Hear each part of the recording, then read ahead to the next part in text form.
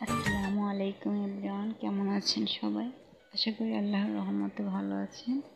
আমরাও আলহামদুলিল্লাহ ভালো আছি। তো আজকে চলে আসলাম আপনাদের মাঝে মজার ফুলকো ফুলকো তেলের পিঠা বা পোয়া পিঠার রেসিপি নিয়ে। তো দেখুন, তো এই পোয়া পিঠাটা কিন্তু একেবারে শক্ত হবে না, নরম নরম থাকবে। আর এটা আপনারা 3-4 দিন এভাবে নরমই খেতে পারবেন। তো আমি এখানে নিয়ে নিচ্ছি 2 কাপ আটা, আর নিয়ে নেব 1 কাপের থেকে একটু কম চালের গুঁড়ি। তো আমি কিন্তু এখানে আটার পরিমাণটাই বেশি নিয়েছি আর চালের গুঁড়ি কম নিয়েছি। তার কারণে কিন্তু এই পিঠাটা নরম সফট হবে আর 2-3 দিন এভাবেই নরম থাকবে। পিঠাটা খেতে কিন্তু খুবই ভালো লাগে। আর আমার কাছে চালের গুঁড়ির পিঠাটা আমার কাছে শক্ত লাগে, ভালো লাগে না। তো আমি এভাবে আটার পরিমাণটাই বেশি দিই। আপনারা চাইলে মুড়ো দিতে পারেন, 2 কাপ চালের গুঁড়ি 1 কাপ আটা, এরকমও বানাতে পারেন। তো যার যেটা পছন্দ, তো এভাবে আপনারা বানিয়ে দেখবেন। পিঠাগুলো কিন্তু খুবই সুন্দর হয়, ফুলকো এবং নরম।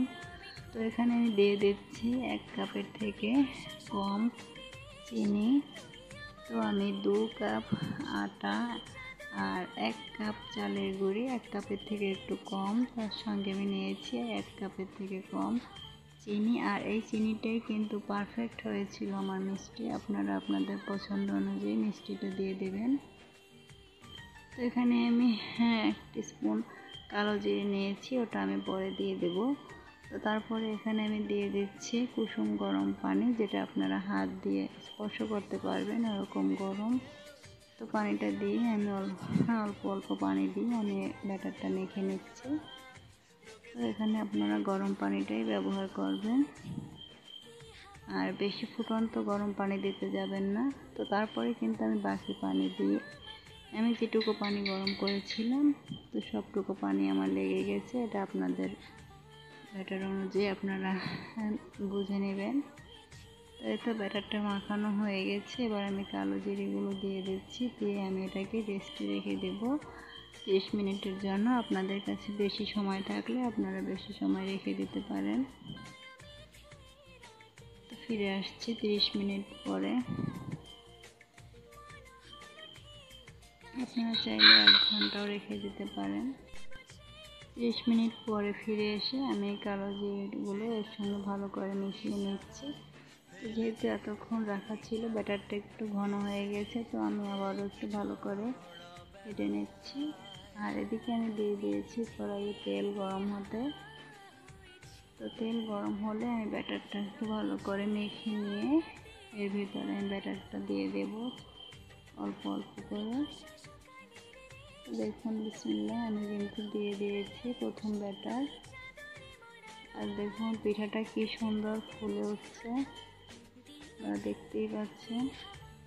প্রথম পিঠাটাই দেখুন কত সুন্দর, মাশাআল্লাহ ফুলে উঠেছে। দেখুন, তো আপনারা কিন্তু দেখতেই পাচ্ছেন।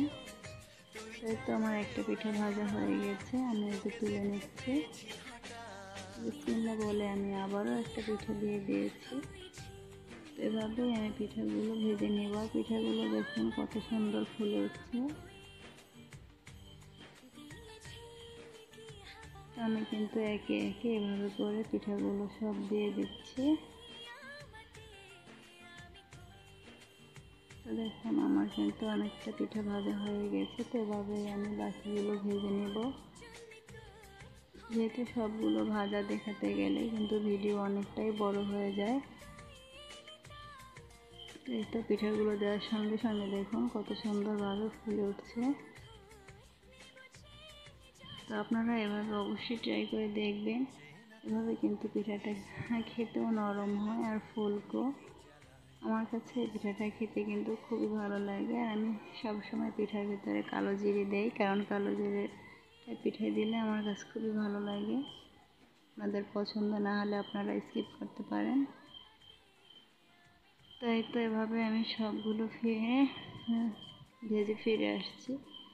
এই তো দেখুন সবগুলো আমার ভাজা হয়ে গেছে, আমি এই যে পরিবেশন করে নিয়েছি। দেখুন মাশাআল্লাহ আমার সবগুলো পিঠা কিন্তু ফুলকো ফুলকো আর নরম তুলতুলে হয়েছে। এই তো দেখুন, তো আমি আপনাদের একটা পিঠা ভেঙে দেখিয়ে দিচ্ছি।